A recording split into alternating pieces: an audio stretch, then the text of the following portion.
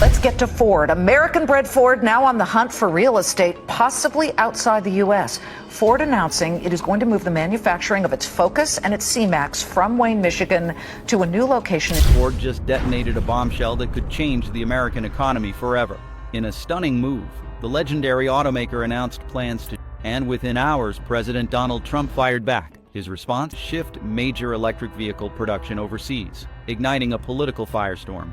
A direct economic assault that threatens to cripple Ford's global ambitions and shake Wall Street to its core.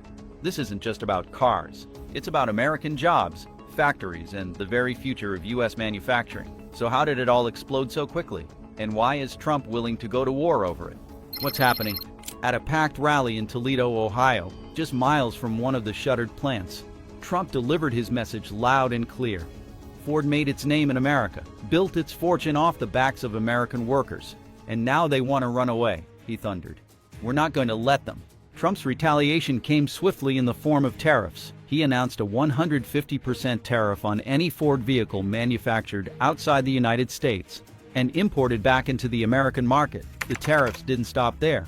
Trump also expanded levies on automotive parts sourced from overseas, aiming to make it financially impossible for Ford to outsource its electric vehicle production. But Trump's message wasn't just about economics. It was political theater with real consequences. He painted Ford as a symbol of corporate greed and betrayal, using their decision as proof of why America needed stronger, more aggressive economic nationalism. The conflict between Trump and Ford had become a full-blown economic war. But what neither side anticipated was how global supply chains would react. Ford's global expansion gamble shattered the fragile trust it had built with American workers over the past century, and that betrayal would soon come back to haunt them. The financial fallout was brutal. Ford's stock price plummeted by over 20% in the span of 2 months. Credit rating agencies downgraded the company's debt, citing strategic missteps and heightened geopolitical risk. What was meant to be a bold step into the future had become an unmitigated disaster. But the worst blow wasn't financial, it was cultural. Ford's global expansion gamble shattered the fragile trust it had built with American workers over the past century. That betrayal would soon come back to haunt them. The supply chain gamble. Ford's gamble to shift production overseas was supposed to be a strategic masterstroke. By moving electric vehicle manufacturing to lower-cost regions like South Korea and Germany, the company hoped to slash production costs, avoid tariffs on imported materials, and stay ahead of competitors. In theory, it made sense, but in practice, it backfired spectacularly. The first cracks appeared within weeks. Overseas factories rushed into operation to meet production deadlines, struggled with quality control issues and logistical bottlenecks. Shipments of batteries and key components were delayed due to port congestion and stricter customs inspections, many of which were retaliatory measures enacted by countries caught in Trump's escalating trade war. To make matters worse, the tariffs imposed by Trump had a chilling effect on Ford's global partners. Suppliers in Mexico, Canada, and Europe began renegotiating contracts, demanding higher prices to offset new trade barriers. The cost savings Ford had hoped to achieve by outsourcing production evaporated almost overnight. Consumer confidence also took a hit. Loyal Ford customers expressed outrage at the company's decision to move jobs overseas, vowing to boycott the brand. Sales of Ford's new electric vehicle models stumbled in key markets like Michigan, Ohio, and Pennsylvania, the very states Ford had hoped to court with its domestic electric vehicle rollout. How Middle America turned on Ford overnight. The backlash against Ford's decision to move electric vehicle production overseas wasn't limited to economists, politicians, or corporate boardrooms. It hit hardest in the heartland, in Middle America, where Ford factories once symbolized the American dream. The anger was palpable. Laid-off workers flooded town halls, demanding answers from local officials. Small business owners in factory towns reported sharp declines in revenue as laid-off employees cut back on spending. Community leaders warned that Ford's decision would accelerate the decline of already struggling towns, turning once thriving communities into economic ghost towns. But the backlash wasn't just local, it was national. News outlets across the political spectrum covered the growing outrage. Headlines like, "Ford turns its back on America," and "Corporate betrayal in the heartland" dominated the airwaves. Social media exploded with videos of laid-off workers and angry protests outside shuttered plants. The political fallout was immediate. Lawmakers from both parties introduced legislation aimed at punishing companies that outsourced American jobs. Trump's approval ratings in manufacturing states surged, fueled by his aggressive stance against Ford. Ford's leadership attempted damage control, launching a multi-million-dollar public relations campaign highlighting its ongoing investments in American manufacturing. But the damage was already done for millions of Americans. Ford's decision was unforgivable, a corporate betrayal that symbolized everything wrong with globalization and corporate greed. By the time Ford realized the depth of the backlash, it was too late. The company's brand, once synonymous with American pride, had become a cautionary tale of how quickly public trust can vanish. But while Ford faced public outrage, the financial markets were about to deliver an even bigger punishment: how Trump's war crushed Ford's stock. The fallout from Donald Trump's aggressive economic assault on Ford Motor Company wasn't just confined to factories, workers, or political rallies. It spread like wildfire into the heart of America's financial system. The moment Trump announced sweeping tariffs targeting automakers outsourcing production, Wall Street reacted with brutal efficiency.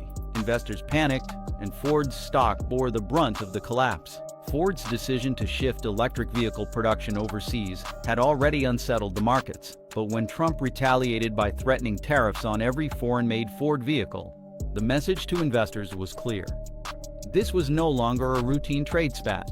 It was an all-out economic war with one of America's most iconic companies caught in the crossfire. In the days following Trump's announcement, Ford's stock price plummeted. Within 72 hours, it shed nearly 25% of its market value. Institutional investors began dumping shares, citing uncertainty over production costs, foreign market retaliation, and the growing risk of an all-out trade war. Analysts on cable news warned of further declines, triggering panic selling across the board. The collapse didn't stop at Ford. Major indices like the Dow Jones Industrial Average and the S&P 500 dipped sharply, as traders feared Trump's attack on Ford could be a preview of broader crackdowns on other multinational corporations. But Ford was the epicenter of the storm. Hedge funds, pension funds, and retail investors all scrambled to exit their positions, unwilling to gamble on a company directly in Trump's crosshairs.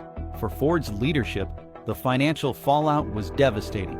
The company faced mounting pressure from shareholders demanding answers, forcing executives to call emergency meetings and issue statements attempting to calm the markets. But no amount of reassurance could undo the damage. Trump's economic war had shattered investor confidence, and Ford's stock was in freefall.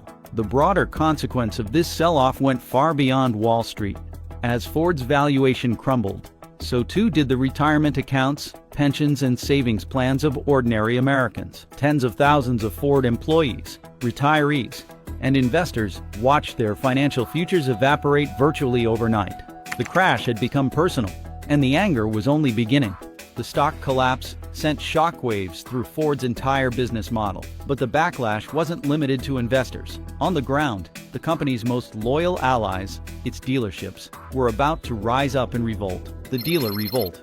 Across the country, Ford's own dealership network, the lifeblood of its retail operation, was preparing to fight back. Ford dealers had always been the face of the brand in small towns and big cities alike. But Trump's tariffs, combined with Ford's outsourcing decisions, ignited a revolt among those who once proudly waved the blue oval banner. The first signs of unrest surfaced in the weeks following the tariff announcement. Dealerships in Michigan, Ohio, and Pennsylvania reported plummeting foot traffic. Consumers, frustrated by the prospect of higher vehicle prices and feeling betrayed by Ford's move overseas, began turning away. In response, dealers slashed prices, launched aggressive discount campaigns, and offered record-high trade-in incentives just to keep customers walking through the door. But the problem wasn't just declining sales. Many dealers felt abandoned by Ford's corporate leadership. They had invested millions of dollars in showrooms, service centers, and marketing, based on the promise of American-made vehicles and a stable business model. Now they were watching that promise disintegrate in real time. Dealer associations began organizing meetings, drafting letters to Ford's executive board, and even publicly criticizing the company's decisions. Some threatened to pull back on inventory orders. Others openly called for leadership changes at the top of Ford Motor Company. The growing divide between corporate headquarters and local dealerships became impossible to ignore. The revolt was about more than just business. It was about identity. For many dealers, Ford wasn't just a brand, it was a family legacy, passed down through generations. Trump's tariffs may have triggered the economic crisis, but Ford's decision to outsource was seen as the ultimate betrayal. As the dealer revolt escalated, the cracks in Ford's empire widened, but the damage didn't stop there. On the streets and in the suburbs, the American consumer was beginning to lose faith. Why Americans stopped buying Fords? Consumer trust is fragile. It takes decades to build and only moments to destroy. And in early 2025, Ford learned just how quickly loyalty can evaporate as the media frenzy over Trump's tariffs and Ford's outsourcing intensified. So did the backlash among middle American consumers. In rural communities and working-class suburbs, where Ford pickups and SUVs were once a point of pride, the mood shifted. Customers walked into dealerships not to buy, but to voice their anger. Sales teams reported hostile conversations, with longtime customers accusing Ford of selling out American workers. On social media, hashtags like Boycott Ford and America First Cars began trending, fueled by Trump's base and amplified by conservative media outlets. Sales data told the full story. In the first quarter of 2025, Ford's U.S. vehicle sales dropped by over 30% year-over-year. The iconic F-Series truck, once America's best-selling vehicle, suffered its steepest sales decline in 4 decades. Compact cars, crossovers, and even the highly touted Mustang Mach-E saw sharp declines as consumers defected to rival brands. The consumer exodus wasn't just driven by patriotism, it was also about economics. Trump's tariffs on imported Ford vehicles drove prices higher, leaving many Americans priced out of the market. Competitors like Tesla and General Motors capitalized on the chaos, offering steep discounts and financing deals to lure disillusioned Ford customers. Ford's public relations machine scrambled to stem the bleeding, launching marketing campaigns emphasizing American jobs and community investments. But the damage was done. Ford's brand, once synonymous with American resilience, was now synonymous with corporate betrayal. And if that wasn't enough, the company's ambitious electric vehicle strategy, the very reason they moved production overseas, was about to collapse under the weight of global chaos. The electric vehicle fiasco. The tariffs had already sparked financial panic and consumer outrage. But behind the scenes, Ford's global supply chain was crumbling. The company had invested billions of dollars in production facilities in Europe, Asia, and Latin America, banking on lower costs and faster market access. Instead, those investments became a liability. Foreign governments, responding to Trump's aggressive trade policies, retaliated with their own tariffs and regulatory hurdles. Ford's factories in Germany and Mexico faced new restrictions, while key suppliers in China raised prices or severed contracts entirely. What was supposed to be a streamlined, efficient global operation turned into a logistical nightmare. The chaos extended beyond trade policy. Labor strikes erupted at Ford's overseas plants, fueled by resentment over wage cuts and deteriorating working conditions. Political instability in key markets further disrupted production schedules. Delays, cost overruns, and quality control issues piled up. By mid-2025, Ford was forced to issue a stunning announcement. It was scaling back its global electric vehicle expansion plans. Several planned factories were put on indefinite hold, production targets were slashed, and the company admitted that its strategy to dominate the EV market had failed. For American consumers and investors, the irony was bitter. Ford's attempt to outmaneuver Trump's economic nationalism by going global had backfired spectacularly. The company's reputation was in tatters, its financial position was crumbling, and its once promising electric future had been reduced to a cautionary tale. But as Ford's empire collapsed, a much larger war was brewing, one that would soon engulf Washington itself. The CEO's meltdown. Ford Motor Company's decision to shift a substantial portion of its electric vehicle production overseas did not just spark a public relations nightmare. It triggered a full-scale leadership crisis inside the company itself. Behind closed doors, Ford's top executives found themselves walking a tightrope, trapped between the cold realities of global economics and the fiery wrath of American politics. At the center of this chaos was Chief Executive Officer James Farley, who quickly realized he was no longer steering the company's future, he was fighting for its survival. When the backlash from Donald Trump began, Ford's leadership initially underestimated its ferocity. They believed that public outrage would fade as the facts came out, pointing to their continued investments in American jobs. But what they did not anticipate was how Trump's narrative of betrayal would escalate and take on a life of its own. Farley's internal meetings became crisis calls. Shareholders panicked, and boardroom discussions devolved into finger-pointing sessions. Leaked memos revealed that Ford's executive team was deeply divided. Some argued for a hardline response, defending their global strategy at all costs. Others pleaded to reverse course, fearing permanent damage to the company's image and future sales. Farley, caught in the middle, was forced to navigate impossible choices: abandon the global production shift and risk financial collapse, or stand firm and watch the company's reputation disintegrate. The stress took its toll. In interviews, Farley appeared visibly rattled, struggling to hold the line as Trump's attacks grew louder. Internally, sources reported growing frustration, resignations among key executives, and mounting pressure from investors demanding clarity. Ford's leadership was spiraling, their once confident plan now engulfed in political fire. But the damage would not stop with Ford alone. The crisis was about to spread far beyond Dearborn, dragging the entire American auto industry into a fight it could not escape: the industry fallout. The war that erupted between Donald Trump and Ford Motor Company did not stay contained. Like a domino effect, the turmoil quickly engulfed the entire American automotive industry, pulling in General Motors, Tesla, and countless suppliers caught in the crossfire. Once Trump launched his aggressive tariff campaign targeting countries where Ford planned to expand production, it did not take long before the rest of the auto industry felt the heat. Those tariffs were not surgical. They hit the entire supply chain. Imported materials, batteries, electronics, and even raw metals became exponentially more expensive almost overnight. General Motors was among the first casualties.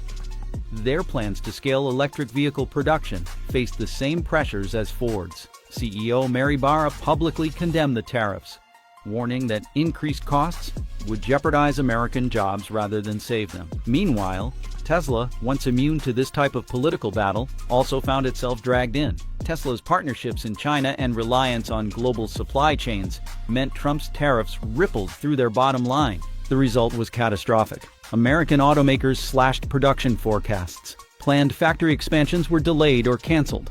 Layoffs rippled through the Midwest, hitting Michigan, Ohio, and Indiana hard. For an industry that had barely recovered from the financial crash of 2008, Trump's trade war delivered another gut punch.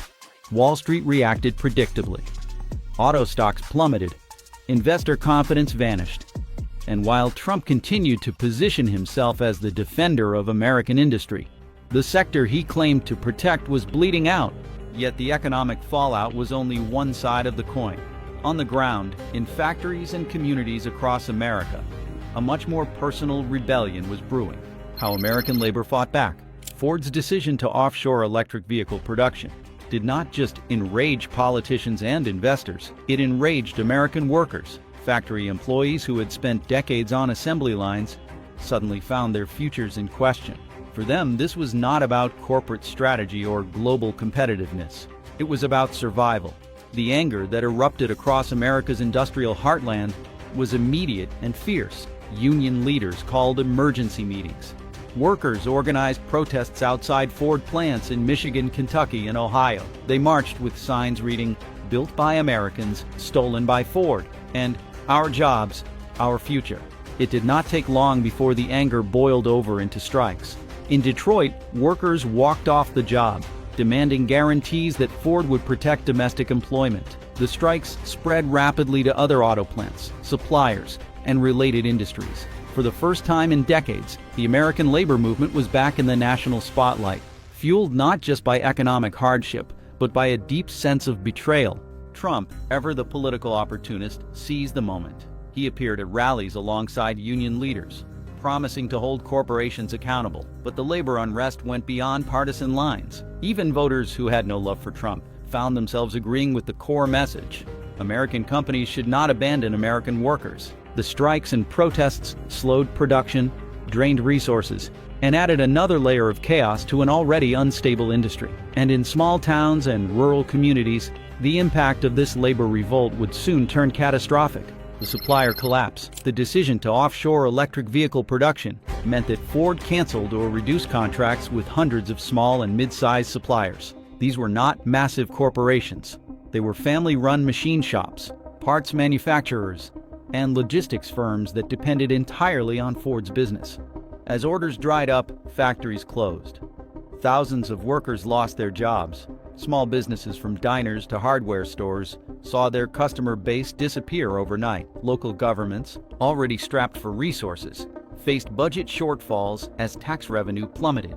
In town halls and community centers, residents gathered in shock, asking the same question: how did it come to this? For decades they had supported Ford, believing that loyalty to an American brand would guarantee economic stability. But that social contract had been shattered. Many of these communities had no plan B. Their economies were so deeply tied to the automotive industry that when Ford faltered, everything collapsed with it. The crisis exposed the fragility of rural and industrial America, revealing how decades of economic policy had left entire regions dependent on the decisions of a few corporate executives. But as these American families faced unemployment, shuttered businesses, and crumbling communities, a far more dangerous storm was brewing in Washington: the White House ultimatum. In a stunning escalation of the Ford controversy, President Donald Trump delivered an ultimatum that left the entire auto industry in shock. He demanded that Ford immediately halt its overseas production plans and recommit to American manufacturing. This was not a polite request. It was a direct order backed by severe consequences: new tariffs, federal penalties, and the threat of a government procurement ban targeting Ford vehicles. Trump's America First campaign had always targeted corporations that outsourced American jobs. But this time, he was not bluffing. He used executive authority and political leverage to pressure Ford's boardroom, signaling to every corporation in America that there would be no room for negotiation. Ford's leadership, already facing public backlash and crumbling investor confidence, was now caught in a political chokehold. Behind closed doors, White House officials offered Ford one way out: commit to opening 2 new American factories within 1 year, and cancel its plans to expand production in Mexico and Germany. If Ford refused, the administration threatened to revoke millions of dollars in federal EV tax credits and government contracts. This was unprecedented in modern corporate history. A U.S. president using the full weight of executive power to force a private company's hand. Trump framed it as defending American workers, but critics warned it was corporate coercion. The ball was now in Ford's court. But while Ford scrambled to respond, Washington itself was spiraling into chaos. The Washington cage match. Trump's showdown with Ford triggered a political civil war inside Congress. Lawmakers quickly split into 2 bitter factions, both using the crisis to fuel their agendas. On one side, Trump's allies celebrated the ultimatum. Populist senators and congressmen rallied behind the president's hardline stance, framing it as a battle to protect the American worker from greedy corporations. They proposed new legislation to expand Trump's authority over outsourcing decisions and block federal funding for any corporation moving jobs overseas. On the other side, moderate Republicans and Democrats blasted the move. They warned that Trump's aggressive intervention in private business decisions would set a dangerous precedent. Some accused the president of violating free market principles and weaponizing federal power to punish corporate dissent. The fight spilled into cable news, Senate hearings, and press conferences. Ford executives were dragged before Congress and grilled by both sides. Economic policy debates devolved into political shouting matches. Meanwhile, the American public grew angrier, watching Washington implode while their jobs and retirement accounts hung in the balance. But as political chaos consumed Capitol Hill, the crisis quickly spiraled beyond American borders. The global trade war, Ford's corporate standoff with the U.S. government, triggered a global domino effect that no one could stop. As Trump's tariffs loomed and Washington descended into gridlock, America's key trading partners retaliated. The European Union, outraged by Trump's demands on Ford, slapped new tariffs on American vehicles and agricultural products. Canada and Mexico imposed their own counter-tariffs on American steel, aluminum, and auto parts. China, sensing an opportunity, introduced massive subsidies for its domestic EV manufacturers and blocked American vehicle imports entirely. The global trade war, once simmering, now exploded in full force. Prices of cars, trucks, and essential goods skyrocketed worldwide. American exporters saw orders dry up. Small businesses that depended on international trade were devastated. Global financial markets nosedived as investors feared a prolonged trade war would sink economic growth. What began as a political confrontation between Trump and Ford had become an international economic crisis. But the greatest casualty of all was Ford itself, the death of an icon. When the dust finally began to settle, Ford Motor Company was unrecognizable. The financial toll was catastrophic. Ford's stock price plummeted by nearly 50%. Its overseas operations were shuttered or scaled back under government pressure. Supply chains collapsed, production costs soared, and consumer confidence evaporated. Internally, the crisis tore the company apart. Senior executives resigned. Thousands of workers lost their jobs. Ford's future EV product launches were delayed by years, allowing competitors like Tesla and Hyundai to dominate the market. But beyond the balance sheets, Ford faced a far deeper wound: the collapse of its cultural identity. For over 100 years, Ford had stood as a symbol of American innovation and strength. Now it was a cautionary tale of corporate overreach, political warfare, and economic fragility. Some experts speculated Ford might never recover. Its reputation was in tatters, its market share was gutted, and its role as an American industrial icon was shattered. This battle between Ford and Donald Trump is far from over. But one thing is clear: the future of American manufacturing is on the line. Will Ford survive this political and economic war, or will it become the next corporate casualty? Drop your thoughts in the comments below and join the conversation. And if you want to stay ahead of these unfolding economic battles, don't forget to subscribe and hit the like button.